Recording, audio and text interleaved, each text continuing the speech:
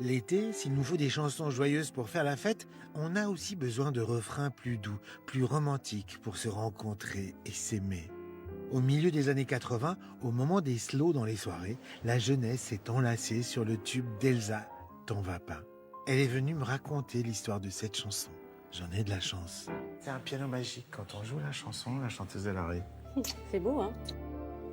T'en vas pas, si tu l'aimes, t'en vas pas. Papa, si tu l'aimes, dis-lui qu'elle est la femme de ta vie, vie, vie. Papa, ne t'en vas pas. On peut pas vivre sans toi.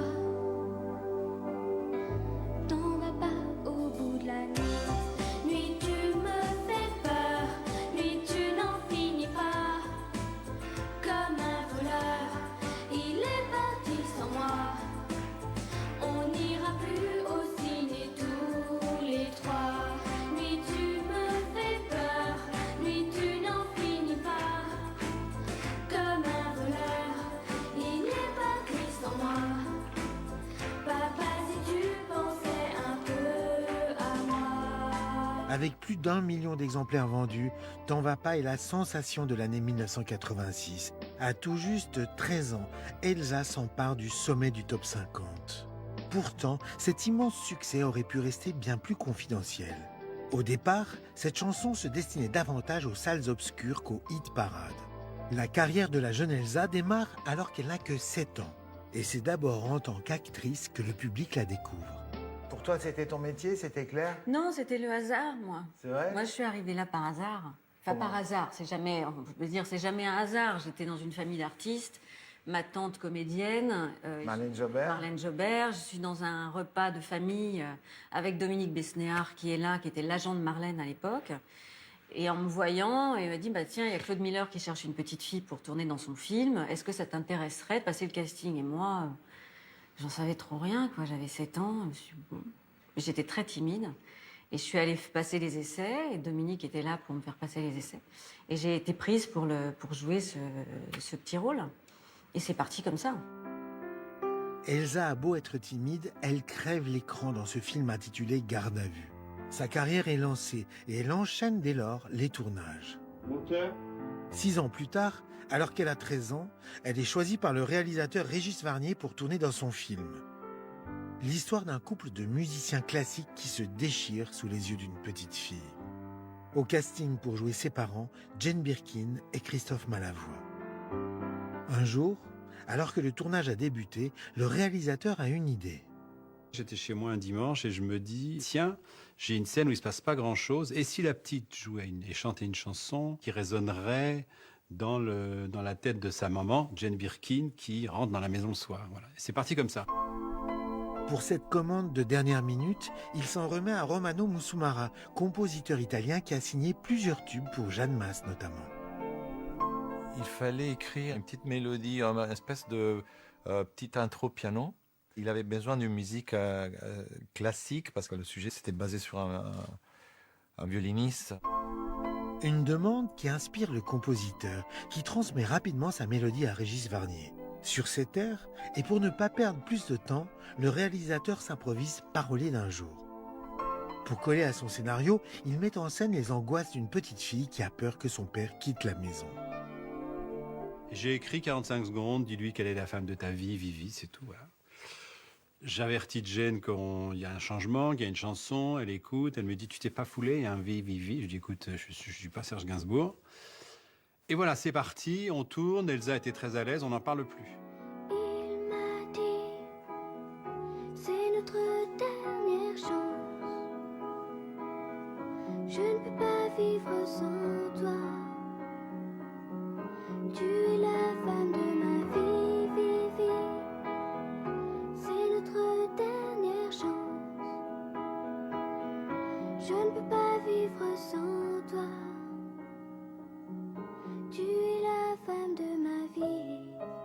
À cet instant, la petite fille bluffe tout le monde. Elsa l'actrice sait aussi chanter et bien chanter. Un don qu'elle cultive en réalité depuis longtemps. je chantais, j'ai des bandes enregistrées où j'ai 3 ans et je chante. Donc ça a toujours fait partie de ma vie. Je me suis jamais posé la question, en fait. Grâce à ce don qu'il découvre en plateau, Régis Varnier vient de tourner une scène touchante, mais il faudra attendre plusieurs mois pour que le destin de ces quelques notes bascule. C'est le mixeur du film qui me dit que tu fais quoi avec la chanson là? Je dis rien.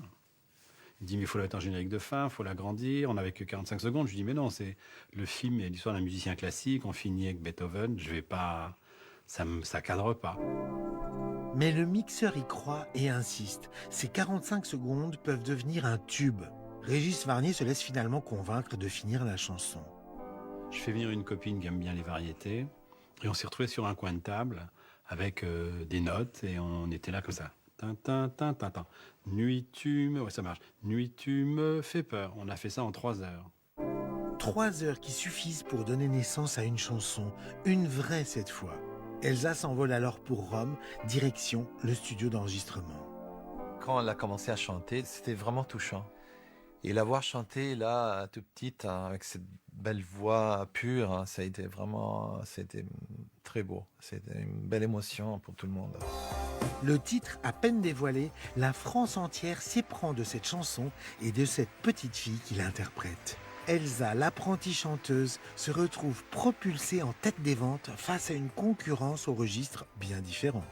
C'est ton père qui t'annonce la nouvelle. Ouais. T'es numéro 1 au top 50. Tu détrônes The Final Countdown du groupe Europe. Absolument. Des gros Ouais. vikings qui chantent un Ouais. truc énorme. Et Je toi, les ai tu bien eu, viens. cette bande de chevelus. Ouais. Et tu vas rester longtemps et tu vas vendre 1 300 000 exemplaires en France, en Europe, en Asie. Et tu deviens la plus jeune artiste numéro 1 du top 50. Tu bats beaucoup de records là. Bah ouais. Et là, mais toi, tu dis, bon... Non, mais j'étais dans mon monde, en fait. C'était pas du tout quelque chose... C'est compliqué quand on a 13 ans de se rendre compte de tout ça. Et quelque part, tant mieux. Oui. Non, j'ai beaucoup de tendresse. J'ai beaucoup de tendresse pour la chanson et puis pour la petite fille que j'étais. On s'en fait un petit bout? Ah oui, D'accord. si tu veux.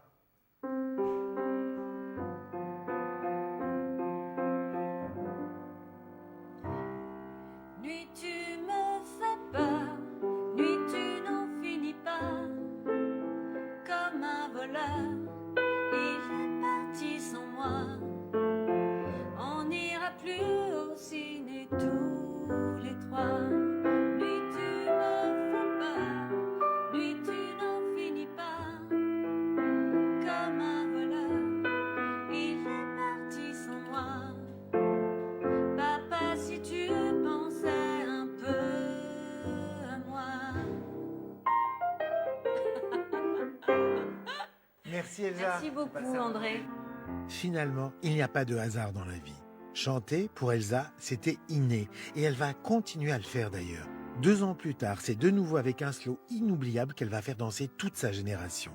Je suis sûr que vous vous souvenez tous de son fameux roman d'amitié en duo avec l'américain Glenn Medeiros. Un roman d'amitié qui s'élance comme un oiseau, pas une histoire d'amour vacances qui finit dans l'eau.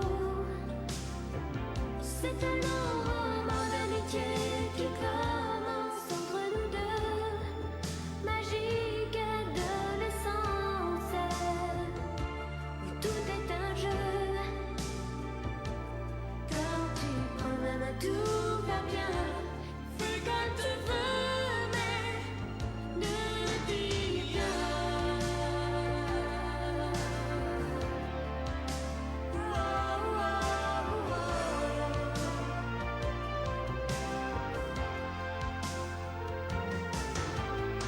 Personnellement, j'ai toujours adoré ce moment des slows d'été. Quelle meilleure saison pour tenter les rapprochements et se sentir libre. À l'été 82, il y a une chanson qu'on entendait partout et qui parlait de liberté justement. Il tape sur des bambous, l'histoire d'un musicien rêveur incarné par le dénommé Philippe Laville. Chanson aux accents antillais qui colle à la peau de ce natif de Martinique, issu d'une famille de béquets, des Antillais blancs installés sur l'île depuis plusieurs générations. Il a 13 ans lorsque ses parents l'envoient en métropole pour